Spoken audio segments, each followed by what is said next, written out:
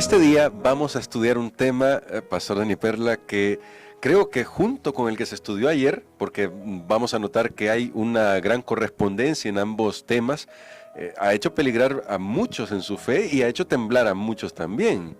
Pero yo espero que al estudiar la lección de hoy también reconozcamos que en esta advertencia que hace Pablo hay esperanza para nosotros. Así que vamos a orar y vamos a pedirle a Dios que nos ayude con la reflexión para este día que se titula No queda más sacrificio por los pecados. Oremos.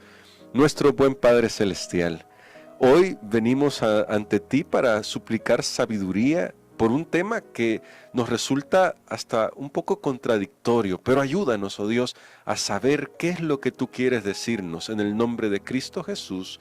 Amén. Y Pastor Dani Perla, definitivamente, cuando uno se pregunta, entonces, ¿es posible, a partir del título nada más, ¿es posible que haya pecados por los cuales no haya perdón? Uno se pone a pensar, la cosa está difícil si es así.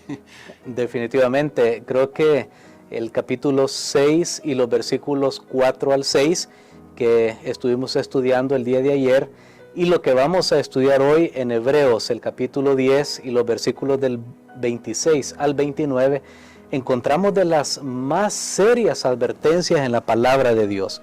Y yo creo que esto es importante, ya lo habíamos dicho anteriormente, no pensemos que esto al final va a ser como que Dios es uno de esos buenos maestros que tuvimos en algún momento que dijeron, ya no va a haber examen. Así que el que no estudió, pues también pasa, y el que estudió pasa, todos pasan. Algunos dicen, bueno, al final del tiempo Dios va a salvar a todo mundo, y pues, ¿para qué me voy a esforzar en este momento? No, hermanos, estas advertencias muy serias nos hacen pensar que solo hay dos caminos, solo hay dos opciones: o nos vamos al trono de la gracia para alcanzar oportuno socorro, o caemos en una tremenda expectación de juicio que ha de destruir a los enemigos de nuestro Dios. Así que yo pienso que podemos ir a Hebreos capítulo 10, versículos 26 y 29. Nos vamos a adelantar, ya que la lección también hace esta correspondencia, estos dos pasajes que son muy similares, y vamos a tratar de comprender el consejo de Dios para nosotros. Claro que sí, pastor, y bueno, creo que lo que Pablo está haciendo es tratando de dejar claro lo que podemos perder si no aprovechamos la gran salvación que tenemos en Cristo Jesús. Y en Hebreos capítulo 10, versos 26 al 29 dice así: Si pecamos voluntariamente después de haber recibido el conocimiento de la verdad, ya no queda más sacrificio por los pecados, sino una horrenda expectación de juicio y de hervor de fuego que ha de devorar a los adversarios. El que viola la ley de Moisés por el testimonio de 2 o 3 testigos muere irremisiblemente. ¿Cuánto mayor castigo pensáis que merecerá el que pisotee al Hijo de Dios y tenga por inmunda la sangre del pacto en la cual fue santificado y ofenda al Espíritu de gracia? ¿Qué pregunta, ¿no? ¿Cuánta mayor condenación? Qué tremendo. Tremendo lo que está diciendo el apóstol Pablo aquí, pastor. Así es, y creo que tenemos que comprender bien la base. La encontramos ahí, por ejemplo, en el versículo 26 dice: si pecamos voluntariamente después de haber recibido el conocimiento de la verdad. En primer lugar, esto está hablando a personas que conocen la verdad. Claro. Conocen lo que es requerido de Dios para ellos. Conocen. También dice que voluntariamente están pecando, o sea, a sabiendas.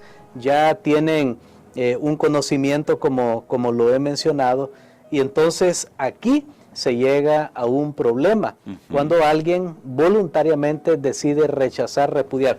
Ya habíamos hablado, recordé cuando estábamos estudiando esto, que en Hebreos capítulo 2 hablaba del peligro de deslizarse. Así es. Aquí no está hablando de alguien que se desliza. El que se desliza es como una persona que va caminando y de repente se tropezó y dice, bueno, debí tener más cuidado, pero la intención no era caerse.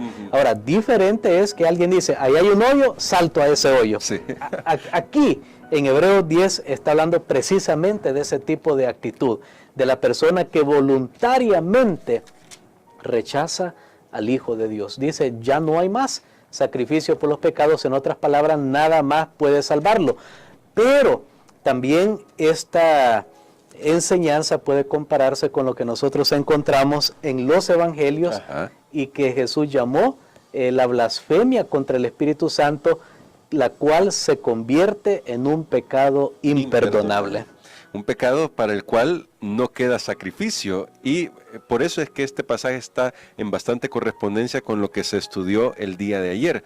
Ahora, pastor, en este sentido, ¿qué pasos, porque al parecer Pablo también describe ya de manera más gráfica qué significaría el pecado imperdonable, qué pasos da la persona que definitivamente queda más allá de lo que Dios puede hacer por él? Y queremos aclarar, porque también creo que usted lo dejó esta semana claro y me gustó mucho eso, no es porque Dios no puede ofrecerle perdón, que lo que pasa es que ya no quiere la medicina que Dios le ofrece. Es correcto, la persona se alejó del lugar donde Dios puede alcanzarlo, y es una persona, aquí hablemoslo claramente, es una persona que llega, y es lo que vamos a ver, llega a rechazar a Jesús, llega a repudiar el sacrificio de Cristo, se convierte en un enemigo de Cristo. Wow. Ese es el nivel que aquí llega una persona. Ahora, todo comienza con deslizarse. Claro. Ojo, no estoy diciendo que toda persona que se desliza llega hasta acá, pero que es el primer paso. Por eso el apóstol venía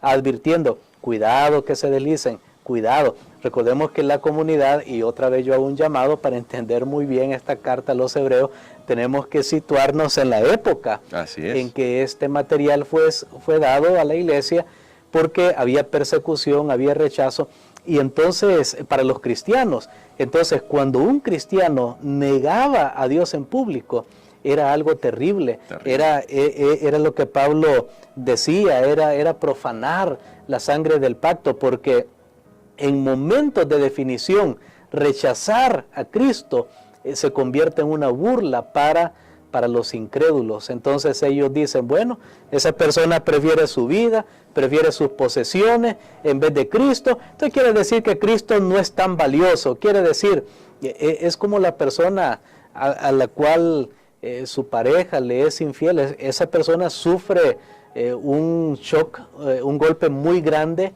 porque esa persona dice, o sea, yo no valgo, no me valoraron, y sufre algo muy tremendo. Ahora, eso es lo mismo que pasa con el cristiano en ese momento de prueba y de persecución. Si un cristiano rechaza, está haciendo ver a Jesús como que no vale.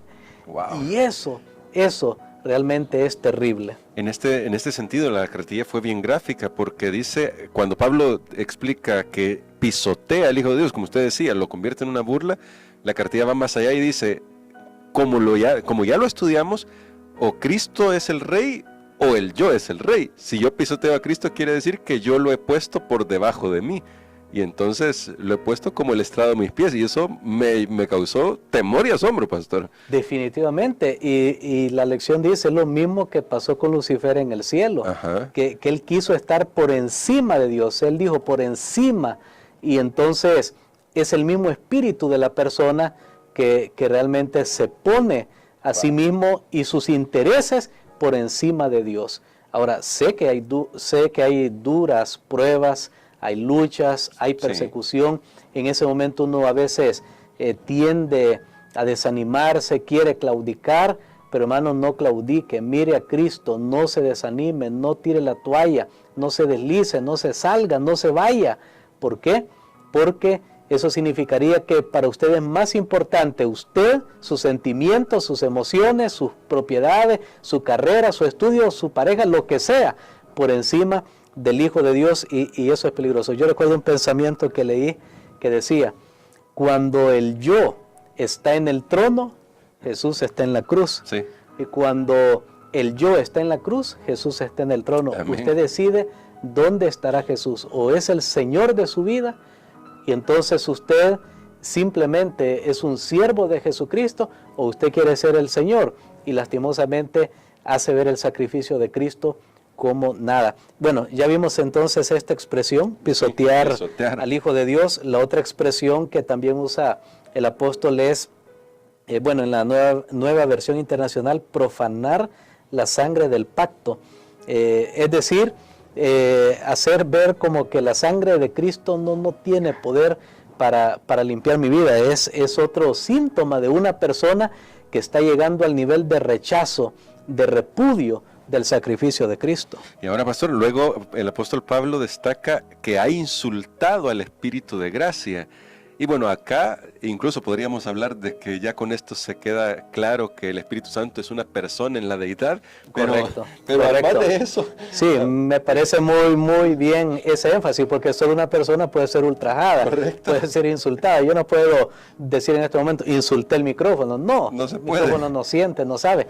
Así que muy buen punto para destacar el lugar, el papel del Espíritu en la deidad. Y justamente destacando ese papel es que aquí volvemos a lo que usted ya mencionaba, que en los evangelios se nos presenta como el pecado contra el Espíritu Santo, el pecado imperdonable.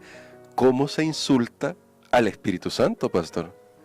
Bueno, la manera como las personas podemos insultar al Espíritu Santo, de hecho, vayamos de regreso, tal vez no vamos a poder ir a los evangelios por cuestión de espacio, claro, pero solo les dejamos, yo anoté aquí los capítulos donde aparece la mención sobre la blasfemia contra el Espíritu Santo en los evangelios. Está en Mateo capítulo 12, en Marcos el capítulo 3 y en Lucas el capítulo número 12. Así que ahí tenemos los 3 evangelios donde se menciona esto. Pero lo que me llama la atención y algo que cuando yo estaba pensando en esta lección me impactó, es que este tema en el cual Jesús habló de la blasfemia contra el Espíritu Santo no está, escuche bien, no está en el contexto de gente que anda tomando, gente que anda matando, robando, no está en ese contexto, que uno muchas veces piensa, aquella persona está haciendo cosas pues que realmente son cuestionables, qué barbaridad de esa persona, pero no está en ese contexto, está en el contexto de que los líderes religiosos, los milagros que Jesús había hecho, las obras que hacía, se las adjudicaron a Satanás. Así es, sí. Y dijeron, por el mismo demonio echan los demonios. Entonces, en otras palabras, esto es un asunto más serio. Por eso queremos decirles, hay esperanza en Jesús. Usted anda haciendo algo que no es correcto. Usted toma alcohol, no puede parar. Usted anda en drogas. Una persona anda en estas cosas. Bueno, pero aún más peligroso puede ser aquella persona que niega la obra de Dios en su vida, que rechaza que el Espíritu de Dios lo está llamando. Allí es donde una persona llega a ese nivel del pecado imperdonable, o sea, comienza a endurecer su corazón. Entonces Dios ya no lo puede tocar, ya no lo puede sensibilizar, porque ha rechazado el medio que Dios ha dispuesto para que nosotros nos pongamos en conexión con Jesús, que es el Espíritu Santo. Así que por eso es que queremos destacar la importancia de lo que estamos estudiando. Al final, pastor, usted me puede corregir esta idea. Tanto el Espíritu Santo como Jesús mismo y su sacrificio se convierten en los testigos que pueden estar en nuestra contra si los hemos rechazado, que presenta el apóstol Pablo, que dice en la ley, por 2 o 3 testigos queda firme una declaración, una sentencia. Y en este caso tenemos a 2 testigos que han hecho todo para salvarnos, y rechazarlos definitivamente significaría que no queremos nada para salvarnos. Así es, creo que el argumento del apóstol va en esa línea, y él dice, si allá con Moisés 2 personas venían y eran testigos en un juicio contra alguien y era válido, ahora imaginémonos 2 miembros de la deidad. Así es. Es lo que usted ha destacado, Jesús y el Espíritu Santo, y ellos son rechazados por nuestra parte. Definitivamente no queda otra oportunidad. La persona misma sola se ha aislado. No es que Dios no puede perdonar. Claro. Y de paso, la blasfemia contra el Espíritu Santo es cuando la persona ya no quiere escuchar, ya no quiere aceptar. No porque Dios ya no pueda salvar, Dios puede salvar hasta lo sumo. Dios puede salvar al pecador más vil que hay en esta tierra, todavía no ha nacido un pecador que Dios no pueda salvar. Amén, amén. Pero siempre que el pecador quiera, el asunto es cuando el pecador ya no quiere, cuando el pecador rechaza, cuando ya las advertencias, todo esto ya no le despiertan. De hecho, el propósito de esto es advertir, despertar a los cristianos. Gracias a Dios todavía los hebreos no habían llegado a ese nivel, como lo vamos a ver en las siguientes lecciones. Todavía hay esperanza. Todavía hay esperanza y por eso necesitamos ir a Jesús y escuchar su voz, como ya se destacó en el libro de Hebreos antes, si hoy escuchamos su voz. Pastor, ayúdanos a orar para que el Espíritu Santo con este mensaje nos ayude a despertar de nuestra condición espiritual para buscar la salvación en Jesús. Amén. Padre que estás en los cielos, te damos gracias, Señor, porque también nos has dejado en tu palabra advertencias, para que no pensemos que esto es un juego de niños. La salvación es tan grande que no la debemos descuidar. Señor, si alguien en este momento está deslizándose y puede llegar hasta el punto de despreciar el sacrificio de tu Hijo Jesucristo, ayúdale para que pueda regresar pronto, Señor. Oramos, Padre, para que siempre podamos ser sensibles a la voz de tu Espíritu. Cuando Él nos llama a aceptar, arrepentirnos, pedir perdón, confesar y no vivir en un estado de rechazo a esa voz que nos llama. Lo pedimos en el nombre de Jesús. Amén.